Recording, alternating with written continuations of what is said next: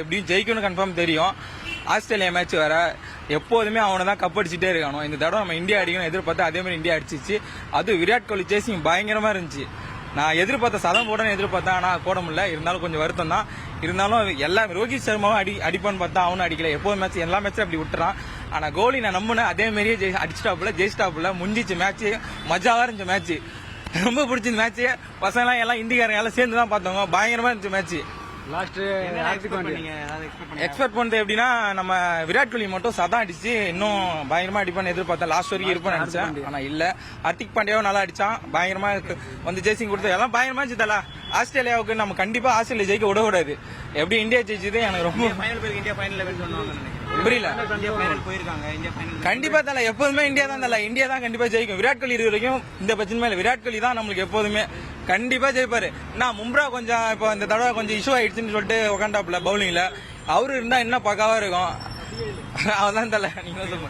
என் பேரு பிரவீன் தல, இங்கதான் சென்னை தான். பிரவீன் எதிர்பார்த்தேன். வேணா ஆஸ்திரேலியா பேட்டிங்னால ஸ்டார்டிங் வந்து ஹெட் பேட்டிங் கொஞ்சம் ஸ்டாண்டர்டா நின்றுட்டு இருந்தா போல.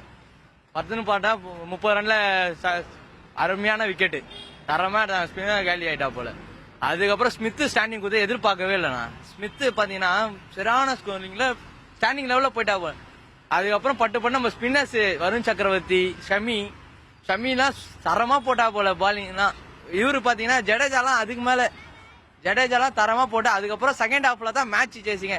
யாரு விக்கெட் ஆயிடுவாங்கன்னு நினைச்சாங்களோ தலைமை வந்து 1 டவுன்ல இறங்கி முச்சு குத்தா போல. ஃபைனல் வரையும் சூப்பரா இருந்தது. நின்று நிதானமா விளையாண்டாரு. அவரோட மேட்சிங் அதான்.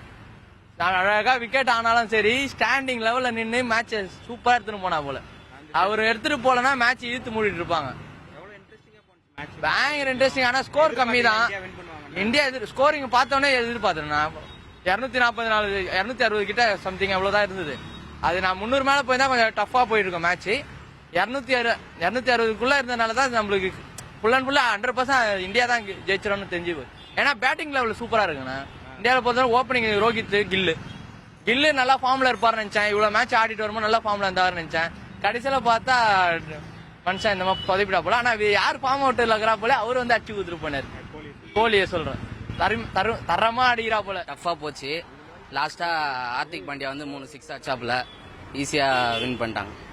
எவ்வளவு டஃபா போனுச்சு நினைக்கிறீங்க? ஆஸ்திரேலியா எப்பயுமே நாக் அவுட் மேட்ச்ல டஃப் கொடுப்பாங்க. இந்த வாட்டி ஆஸ்திரேலியா டீம்ல வந்து பவுலருங்க அவ்வளோ ஸ்டாக் இல்ல, மிச்சல் ஸ்டாக் இல்ல. அதனால பவுலரிங் கொஞ்சம் சொதப்புனாங்க. விராட் கோலி நல்லா அடிச்சாப்புல, செஞ்சுரி அடிப்பாருன்னு நினைச்சேன். விராட் கோலி செஞ்சுரி மிஸ் ஆனது ரொம்ப ஃபீலிங்கா இருக்கு.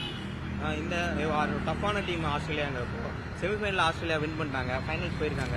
என்ன நினைக்கிறீங்க? அவ்வளவுதான், ஃபைனல் இந்தியா தான். கண்டிப்பா இந்தியா ஜெயிக்கும்னு நினைக்கிறேன். செய்திகளை உடனுக்குடன் தெரிந்து கொள்ள உடனே சப்ஸ்கிரைப் பண்ணுங்க.